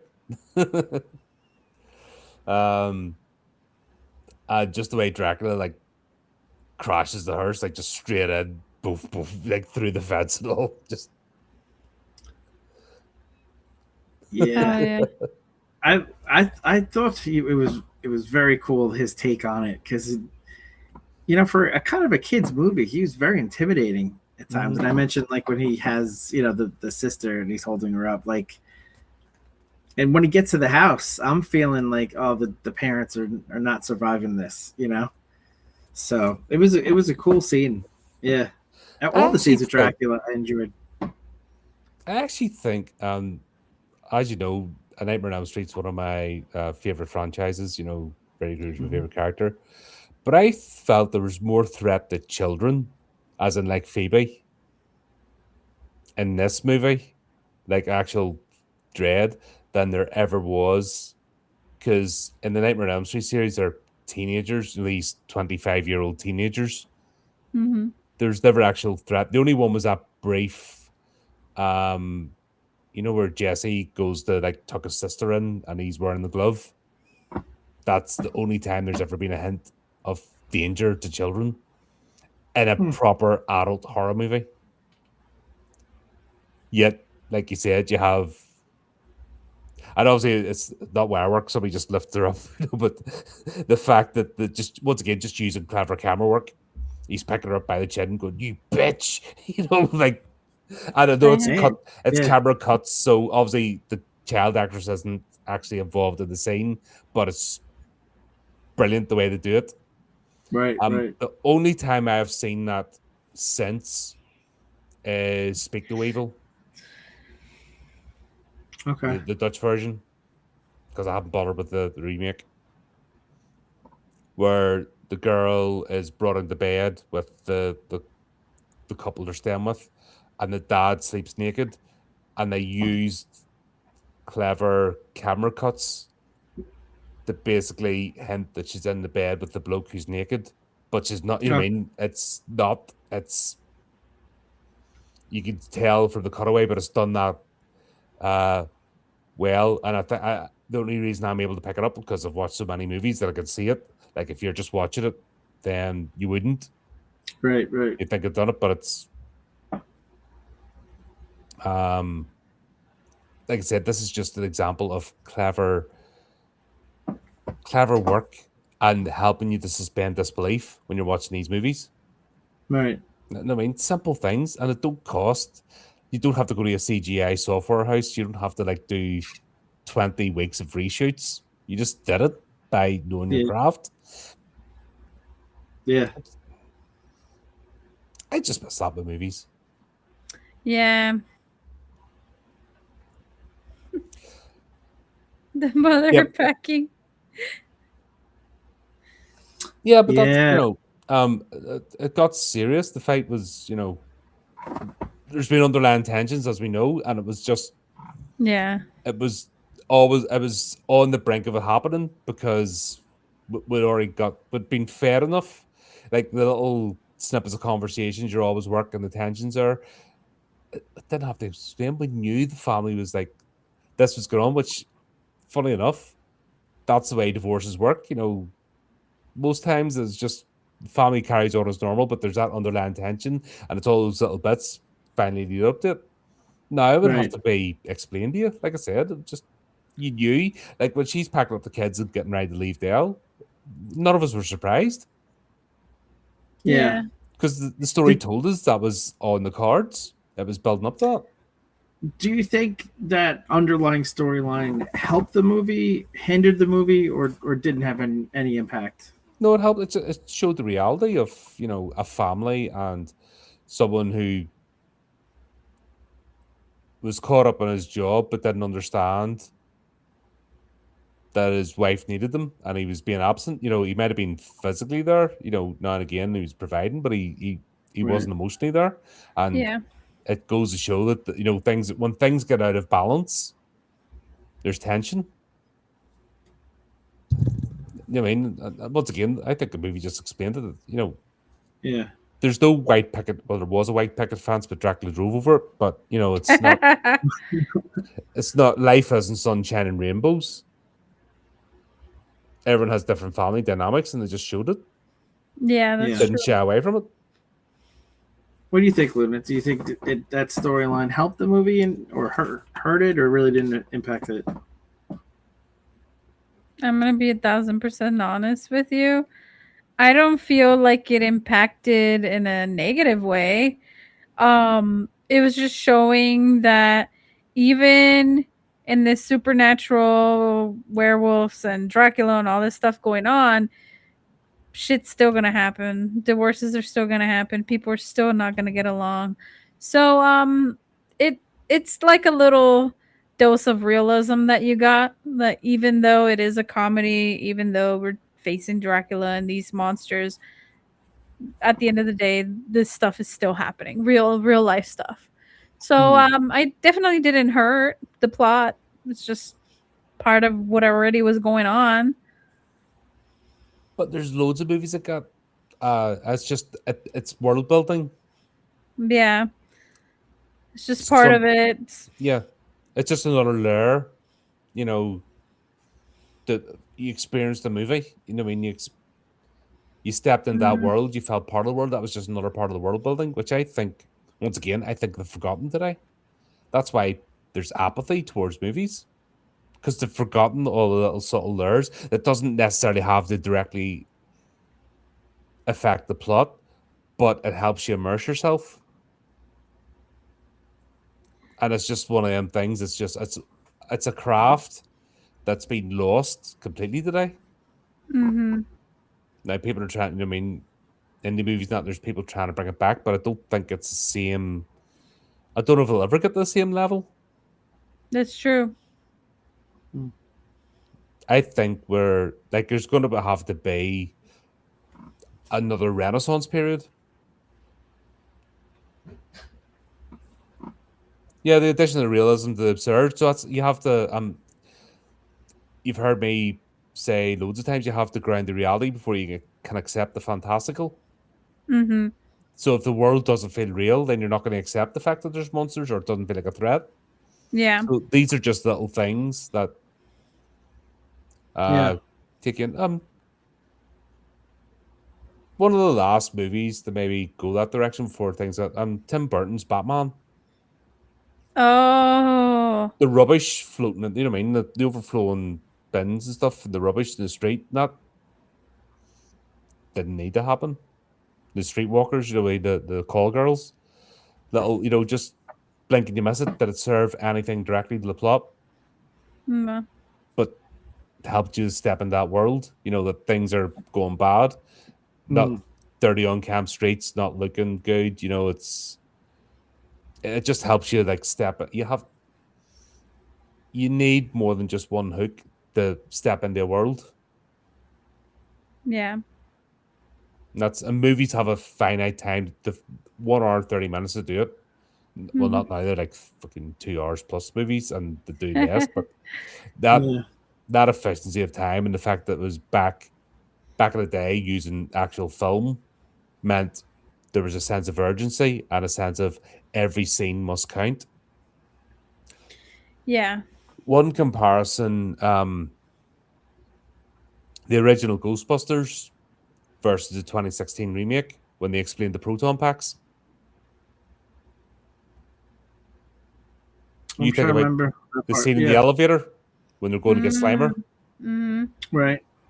where oh, we've got these untested nuclear devices, and they're in this enclosed Oh, elevator. the guy who And steps away.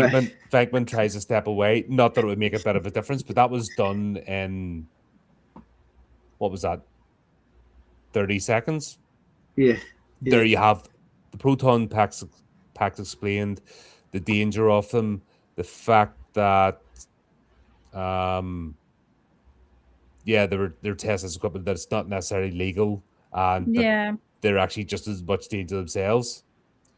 Look at the alley, compare that to the alleyway scene in Ghostbusters 2016, what went on for about what 5 minutes of them testing the proton packs and dicking about and they're doing all the stupid shit they did. Mm. Do you know what I mean? That there's a direct contrast of over explaining exposition, cheapening everything, Right. Yeah. worry more in special effects and flashy lights than actual storytelling. Where there you go, not even not even a minute scene. They're just all in the elevator traveling up the stairs or going up the deal with the ballroom. Yeah.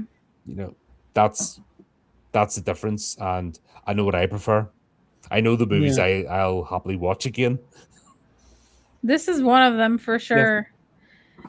Yeah. I definitely enjoyed the multi-layer. It's not just the boys with no background and they fight monsters. Like that would be kind of lame. We have the bullying, we have, the club, we have this, we have that, and then the divorce going on, and like there's so much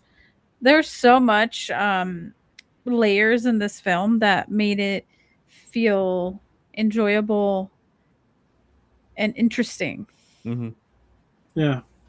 No, I agree. And I think it makes the ending better because you realize that they forget about their fights, they just come together as a family. It makes that their victory at the end that more powerful. So I thought it was a good story beat. I just wanted to get you guys' take on it, but yeah, I agree. I think it does help the film. Yeah, that's a good one to look. I didn't even think I was going to go that in depth or be philosophical about it, but yeah, it's actually when you look at it through the reviewer's eyes, and when you look at this compared to, and this is just one of many movies that were made. Mhm. Yeah, Do you know what I mean? During the time, and I don't think people were expected to be as deep. It was just that's the way movies were made. That was always what people aspired to do when they're making a movie, yeah, and it was normal. yeah, But when you look at it now, looking back, and the amazing the lures, and then you look at the absolute slop that's just thrown out now, yeah. costing 10 times as much.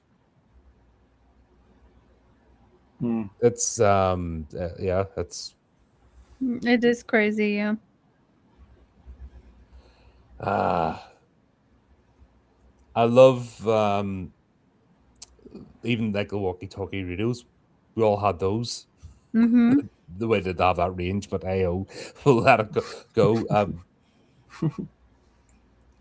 But we get the whole scene. Everything's converging on the church, and yeah, they don't want to break into the church. They're just going to do it at the church grounds. Oh gosh. And everything's arriving. Like the brides of Dracula are arriving. I love the way they just line up. And like they're more like zombies, aren't they, than Yeah. vampires? Yeah, they did kind of have that feel to them. Yeah. But I love the way Rudy's like, he just gets his bow and arrow. He's like, I'm in the goddamn club, aren't I? Just deal with us. Like he was proud to be in the club. I mean, that's Yeah. the thing. Yeah. Even though they were younger kids, I love how proud Rudy was. He took it very seriously. You get the impression like this was his only club he's ever been in. And it was a source of pride for him. Yeah. I love the way he stepped up in that scene and just That's I'm one gonna thing think as well. about These are all child actors, right? Yeah. And they're acting like they act better than fucking adult actors today. Yeah. That's Yeah. true. Like these guys are owning it. They're owning this. They're owning their screens. They're having screen time. They're no adults really. They have their scenes and stuff. Like these guys are brilliant. Yeah. They do well, and then like I said, it's all looking like it's a battle for the world. Like this is a street, but it's a battle, and once again, another iconic scene is the blow up Eugene and Dale, or sorry, Sean and Dale like team up to fight the Wolfman, and the dynamite goes in and kicks him out the window. That was cool. That reanimating scene, like there's blood, there's guts, there's gore, body parts. Just everything is. It's a kids movie, and then the reanimation again, like it's Yeah. Yeah. I That remember was watching a grown up scene, right? You wouldn't Mhm. expect it for a kids movie.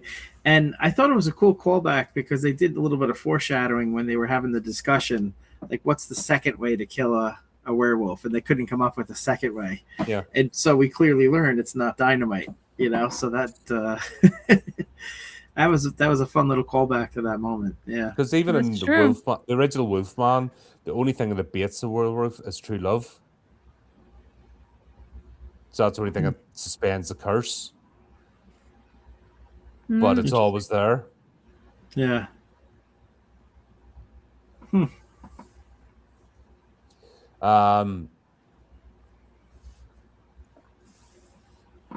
What else? Yeah, Dracula's appeared, and like I said, the police are trying to stop him. He's just snapping their necks and just killing them, Yeah. like they're dropping dead, and we're just bodies are everywhere, and you're just like, yeah, Damn. But again, they're all trying to tackle him. Like not that shooting him would have helped, but they don't know that. Like, why are we tackling this guy? well, that's what But are they not trained to do that? You only shoot unarmed civilians that shout in the police station. Somebody with a That's right. billowing cloak stalking through the street. No, you have to be polite because that's obviously a gentleman. The Right. crazy rambling man, you just put a couple of bills in him, you know what I mean? Because he's being too loud in the police station. I forgot the regulations on that. He wasn't even being violent. Like, just shut up, blah, blah, blah, blah, blah. Yeah. That was great. It was such a fun scene. The entire scene at the end, it was great. Yeah. Eugene wasn't much of a character. He just sort of, like, Yeah. was silent, but every dog has their day in this. Like, when Emily reads out the spell, and then you're a virgin, aren't you? And then the whole big Steve Oh thing. gosh, yeah. I think we knew that was coming. You know what I mean? But the Mhm. way Eugene just pipes in, is she a virgin? Yeah, yeah. But it's interesting that you say the word spell Mhm. because at first glance, yeah, it's magic, it's a spell, it creates this vortex. But is it really a spell or is it something more? And it got me thinking. Did you do the thinking thing again? I did the thinking thing again. Thinking. You know what happens when he starts thinking. Let's do it. Let's do it. It's a theory. It's a Chris. It's a theory. Chris's crazy theory. Spellcasting. CRAZY.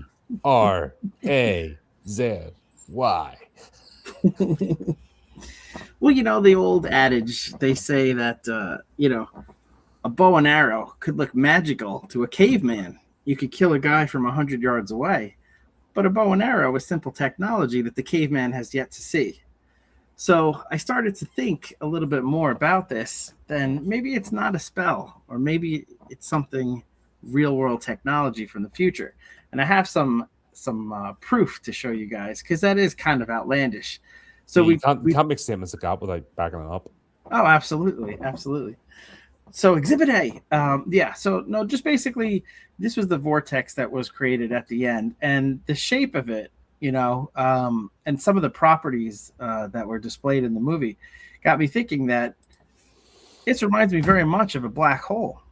And black hole is real science. We've shown proof that there's one at the center of a Milky Way galaxy and just about every galaxy. So we know these exist. We know these are real. And the properties of that vortex really did remind me of that. When we see at the beginning of the movie the jewel that creates, these lights and stuff like that emanate from it, that create the vortex, or I believe create the black hole. It's more than just like lasers and stuff like that. Like, it's interesting. So I was looking at all the different, light that was coming out of this thing. And I ran it through an magnometer, as everyone who watches. That was handy you had one, Liam. Of course. Is that on our expense for the podcast? Oh yeah, you'll get my bill in 4 to 6 weeks. All right, okay, right. But I looked at all the different, light coming out of it, and I was like, these look like these are particles that are being shot out. These are not magical beams that are coming out. These are intentional particles that are used to create something to the effect of what we see. So it reminded me a lot of the Large Hadron Collider, which is in CERN, which is in Europe, is a real thing where scientists shoot particles at the speed of light, and they start to learn about how the universe works, what happened in the early days of the Big Bang Theory. So this is all like true stuff. And there have been some people that are concerned that we're doing this, and they always say, like, these particle experiments, can it destroy the Earth with a black hole? There's some people that are genuinely scared that we should not be experimenting with all these particles being shot around in a device at each other and blowing each other up. So, supposedly it's safe, but if you take the particles and do it in a certain way, you certainly could create a black hole. Hopefully the scientists know what they're doing on Earth, but I started to look at that little device, that jewel, and I was like, what if this is intentionally creating a black hole? I mean, just look at the way it comes out after the light beams come out. Like this absolutely. That's a hole. That is black. There, proof. Fair Proof. enough. Shit, you've won me over. Okay. I've won you over. This is the earliest I've won anyone over. But yes, it sucks people in. It seems to have a gravity. So, I definitely started to think that this is in fact a black hole. So maybe, when they're reading out the spell, maybe the spell is actually just a password, just a verbal passcode that helps activate the device. So when they're reading it, it's a certain phrase, much as you would anything today on a computer or something like that. Any verbal passcode that you would set up, it acts the same way. And then we've gotten into the world nowadays of MFA, multi-factor authentication, right? So you can't just have a verbal passcode. You have to have a second line, because you don't want someone just stealing the passcode, or in this case, stealing the book and using it, someone you don't want. So what if you had another layer of protection? And that's where I think the virgin aspect comes in. They wanted someone who was untainted, who was untouched, who was basically someone that they wouldn't mind, with the right supervision, to be using this powerful device. And I think they set it up that way in the future with this device. So another thing I wanted to point out is, at the beginning of the movie, what's the color of this device? Red? Red. Red. And red in the presence of the virgin, the girl 100 years ago that was reading from the spell, or what I say is a passcode. So it was red in the beginning. When he looks at it, because he's not a virgin girl, apparently it has to be a girl for the passcode to work, it's green. Also, Dracula was around him, so for that reason it was also green. So it's kind of the opposite of red means stop, green means go. I think the way the passcode, it's actually opposite. Red means go, that everything is good, and green means stop. So it's interesting that the color switched based on the presence of the person around. Just another security level, layer, trying to prevent this device from being used in the wrong hands. Later on, when she has it, it's back to red, because she meets the qualifications of what the device needs to operate. Another example of how I think Dracula is from the future, and he got some of this technology from the future. He's using a friggin' laser beam out of his hand. Where in the lore of Dracula, in any of the books or any of the comics or anything, has he been able to use a laser beam? Well, he can drive. He never had a driving license, and a hearse. And That's a good the books. So that's a good point. But I do feel carriage. So yeah. But I do feel like this technology, in fact, he himself is actually from the future. And when we see the black hole, another factor of what a black hole could do is, not only does it distort gravity, but it distorts time. The case of an example of that is this guy from 100 years ago is now here 100 years later, as if he never left. That is the most cheeseball scene. This is a great poster for the movie, by the way. Yeah, but again, so it is a black hole because it is affecting time and space. So that's why I feel like Dracula had come back in time. That's why he could use lasers out of his hands. He could use his technology. So all of his abilities may just be future technology that appears as magic to us. Frickin' vampires with frickin' lasers. With frickin' laser beams. Oh my gosh. But yeah, much the way a bow and arrow would seem like magic to a caveman. So, in the movie Interstellar explained this phenomenon the best. If you get close to a black hole, there is time dilation and stuff like that. So I think that's what happened here. And that's why the adventurer, or whatever, the guy from 100 years ago, is able to be here in this moment because of the way black holes work, and it's distorting time and space. So you're saying, if there was actually the director trying to give us clues that this is actually science related and not magic related, there would be some sort of dialogue to that effect, right? Well, I think there was, and I think it came in the personage of the principal. He literally says, Sean Patrick, I think science is cool. This is the director hinting at us, like, look beyond the magic, look beyond the lore of Dracula. This is all science based. This is all technology based. He says, look, the issue is science is real. And then he says, when you're supposed to be paying attention. Well, you know what, Principal? I was paying attention. You're absolutely right. This is science based. This is not magic based. I love the way that that was a whole philosophical discussion instead of just here, when you're in class, pay attention, and off. Yeah, Yeah. exactly. So I think the Monster Squad is really the science mods. The events in the movie were all caused by advanced scientific technology and not magic. That is my theory. So they're just different nerds. Yes, exactly. But still nerds. Yeah, In a club. It's still a club. yeah, still a club, still nerds. Yeah. Yeah, cool. That's my theory. There you go, folks. It's a theory. It's a Chris. It's a theory. Chrissy Chris. Chrissy Chris.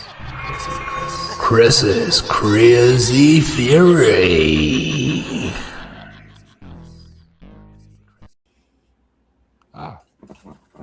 Couldn't find your. Did you close your screen down? Oh, I did. Shoot. All right. Yeah. Okay. No, it's. I was trying to exit it, but you did it. So I'm like, where is it? Yeah. Once again, everything looks as if, even though Phoebe takes over, reading out the instructions, and yeah, we think there's a chance we'll still get. It's not going to well because Dracula will not be stopped.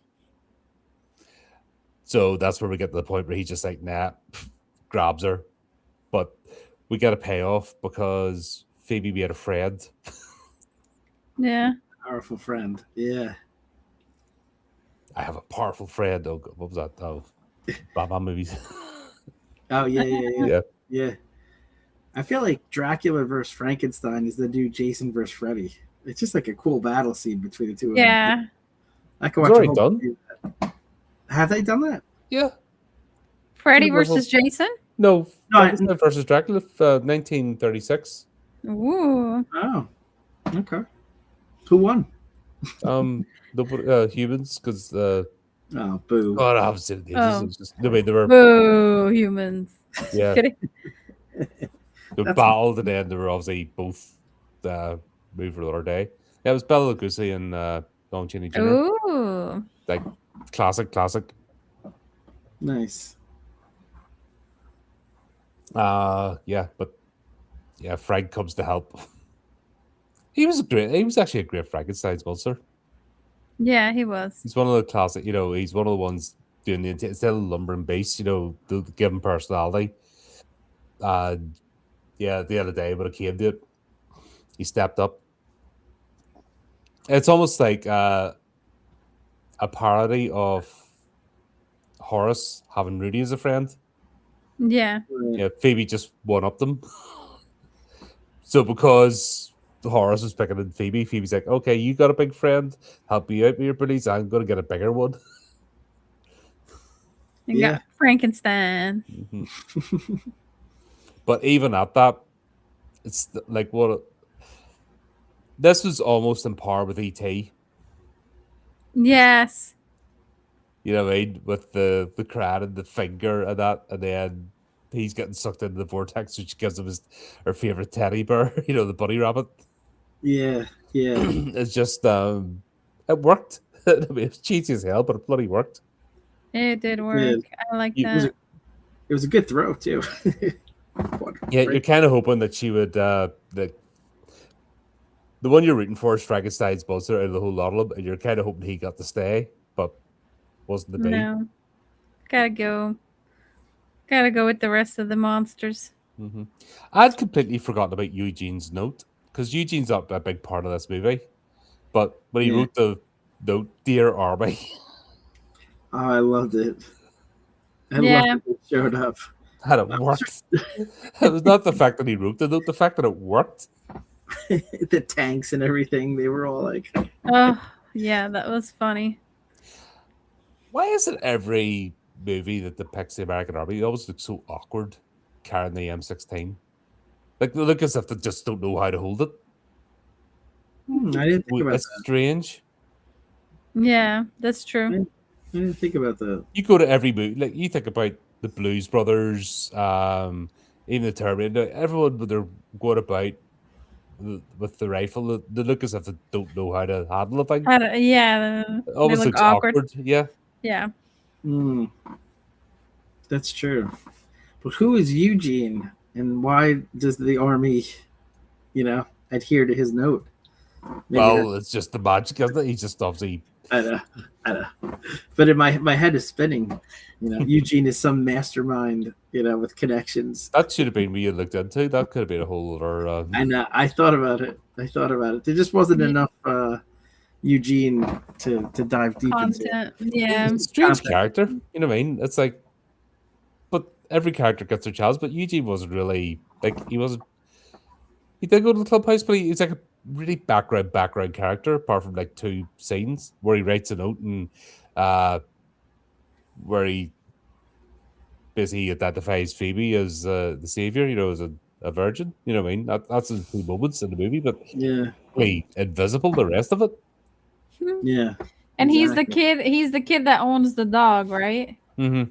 That's why But the you know dog him was more of a prevalent. character Yeah. than him. Yeah, maybe notice the dog more than Eugene. He was just there. I definitely noticed the beagle a lot more. Mm-hmm.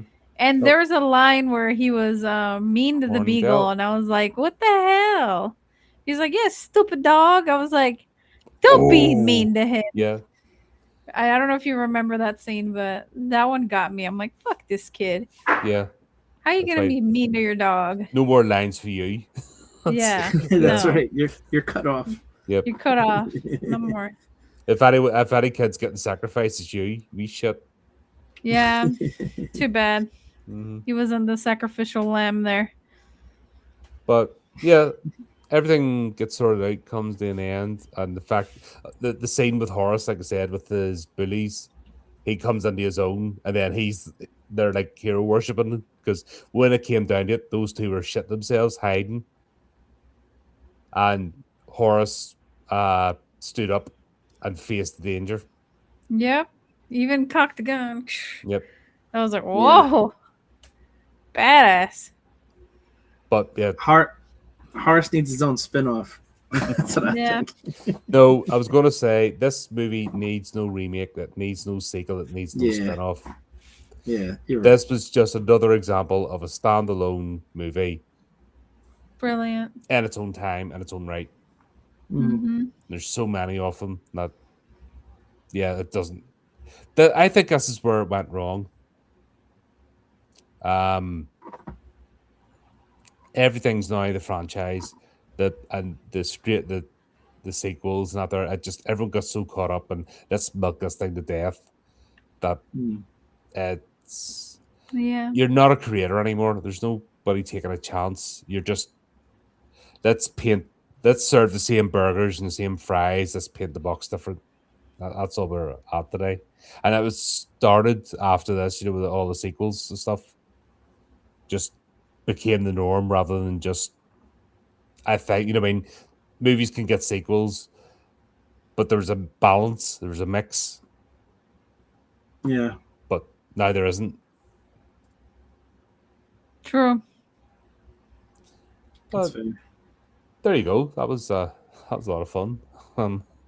Thanks for joining me with us. Like I said, I just plucked it out. It just seemed like a fun movie. I never even thought about it because I haven't seen it in over a decade at least.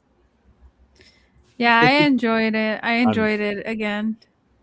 It feels like a time capsule. You dig it up. You can enjoy all the nostalgia. You can see it for what it is, and then you put it back, and you're like, you know what? That was great. It was very another enjoyable. 10, 20 years, somebody else will talk about it again, and I bet you it'll still hold up. Yeah. Yeah. In 10 years' time. It'll just be a revisit. But yeah, 10 years' time we'll do it. If we're still doing this, we'll do a watch party. Ooh, Sounds that'll good. be fun, and see Yep. how we feel about it. See if we still feel the same in 10 years. Don't see why not. You know what I mean, it's like it took me by surprise how deep the movie was. Yeah, It Yeah. did. me too. I was just expecting cheesy laughs, but I wasn't expecting there to be so many layers. And now, as reviewing it and actually going in depth, it's like, wow, there's a lot of work went into this. Yeah. It was just A lot of story. a time where they didn't talk down to kids. You could do a kid movie, but it could still have some grown up content, and you knew the kids would be okay with it. You Mhm. just don't see that anymore. No, Yeah. because everyone's mollycoddled, and Yeah. I don't think people are better for it. No. Yeah. Like I said, people are more miserable, depressed, suicidal now than ever. So something's not Mm. right. It's But true.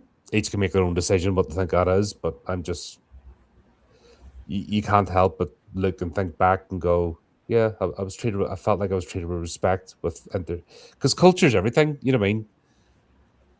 Culture, movies, stories. That's what shape you and inspire you.